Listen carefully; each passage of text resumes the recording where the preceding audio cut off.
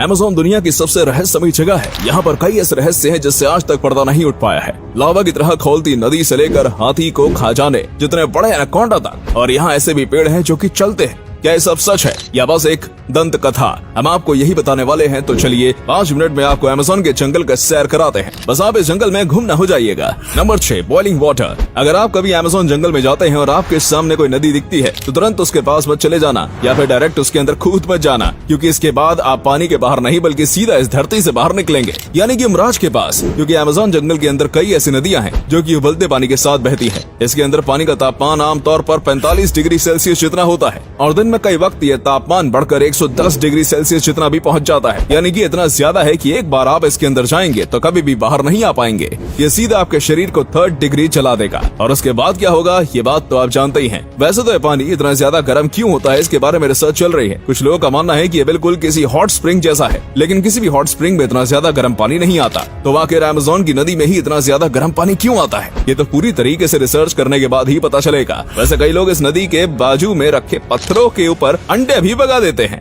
Number 5, green anaconda. Amazon forest को और भी ज्यादा खतरनाक बनाने के पीछे एनाकोंडा सांप का भी हाथ है। अब आप ही बताइए, ऐसे सांप के पास कौन ही जाना चाहेगा जो कि चुटकियों में आपकी जान ले सकता है। माना कि एनाकोंडा के पास जहर नहीं है, लेकिन इसकी शारीरिक शक्ति किसी भी इंसान को हरा सकती है। और रही बात इसके खाने की, तो ये किसी भी चीज को खा सकता है। और किसी भी चीज से मेरा मतलब है किसी भी चीज को, क्योंकि इसे जंगल में कई बार मगरमच्छ, हिरण, यहाँ तक कि तेंदुए को भी खाते हुए देखा गया है। और कई बार इनके पेट में से इंसानी अवशेष भी मिले हैं। पूरी दुनिया में कितने एनाकोंडा मौजूद हैं ये बात कोई भी नहीं जानता, और साथ में ये बात आप भी नहीं जानते होंगे कि एनाकोंडा की कोई उम्र नहीं होती। ये तब तक बढ़ते हैं जब तक इन्हें कोई बीमारी ना हो जाए या फिर ये भूख से ना मर जाएं। इसलिए कई बार विशाल कई एनाकोंडा को देखने का भी दावा किया गया है, जो कि एक हाथी को भी खा सकता है, लेकिन इसके पुख्ते सबूत नहीं मिले हैं। और अब तक सबसे बड़ा जो एनाकोंडा मिला है वो 33 फीट का था। स्थानीय लोगों का कहना है कि उन्होंने 50 और 100 फीट जितने बड़े एनाकोंडा को भी देखा है। और इस वीडियो में आपको जो एनाकोंडा दिख रहा है वो भी बेहद बड़ा एनाकोंडा है, लेकिन इसे मापा नहीं गया, क्योंकि पहले तो ये लोग यहाँ से डर कर भाग गए और जब ये गार्ड के साथ वापस आए तब ये मिला नहीं, लेकिन यकीनन अब तक मिले एनाकोंडा से बड़ा था।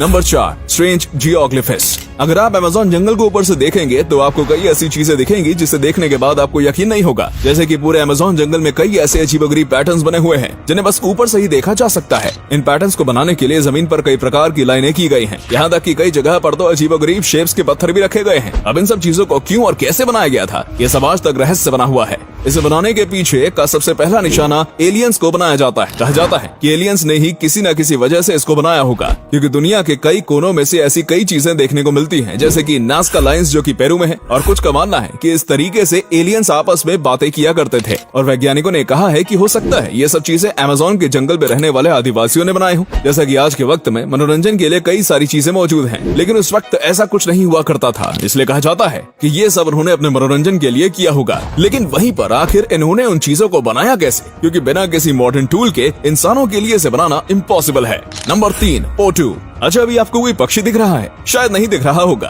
क्योंकि यहाँ पर एक पक्षी है जो कि कैमोफ्लेज करने में माहिर है। इस पक्षी का नाम है पोटू और ये अमेज़न की खासियत है। ये पक्षी इतने शातिर तरीके से अपने आप को छुपाता है कि कोई भी शिकारी इसे देख नहीं पाता। इसके शरीर का रंग बिल्कुल ही पेड़ पौधे जैसा है, जिसकी वजह से किसी भी पेड़ के तने में आसानी से छिप सकता है। इसकी आंख भी पूरी तरीके से काली होती है, जो कि इसे कैमोफ्लेज करने में और भी ज्यादा मदद करती है। इस पक्षी की साइज बहुत ही ज्यादा छोटा होता है। ऐसे पक्षी जंगल में काफी ज्यादा मौजूद हैं, लेकिन अक्सर ये देखने को नहीं मिलता है, क्योंकि जाहिर सी बात है ये किसी पेड़ के ऊपर छिपे हुए होते हैं। और ईगल, सांप, स्पाइडर जैसे कई शिकारी इनका शिकार करने की कोशिश करते हैं, लेकिन फिर वो इन्हें छोड़कर किसी आसान शिकार पर चले जाते हैं, जिसके चलते इनकी आबादी काफी अच्छी है इस वक्त। Number 2, walking palm. अगर मैं आपको कहूँ कि अमेज़न के जंगल में एक ऐसा भी पेड़ है जो कि चलता है, तो आपको मुझ पर यकीन नहीं होगा। लेकिन दोस्तों ये बात बिल्कुल सच है, क्योंकि भाई मैं आपसे झूठ थोड़ी ना बोल सकता हूँ। लेकिन किंतु परंतु बंधु, ये पेड़ हम इंसानों की तरह तेजी से नहीं चलता, बल्कि बहुत ही ज्यादा धीरे चलता है। इतना धीरे कि आपकी पूरी जिंदगी में बस 50 सेंटीमीटर ही आगे बढ़ सकता है। इस पेड़ की जो जड़ें होती हैं वो सूरज की तरफ बढ़ती रहती हैं, और जैसे ही वो आगे बढ़ती हैं तो पीछे वाली जो जड़ होती है वो धीरे धीरे करके गायब हो जाती है, और ऐसे ही धीरे धीरे करके ये आगे बढ़ता जाता है। ये देखने में काफी काफी अजीब लगता है क्योंकि इसकी इतनी सारी जड़ें होती हैं जो बिल्कुल इसे किसी मकड़ी की तरह दिखाती हैं।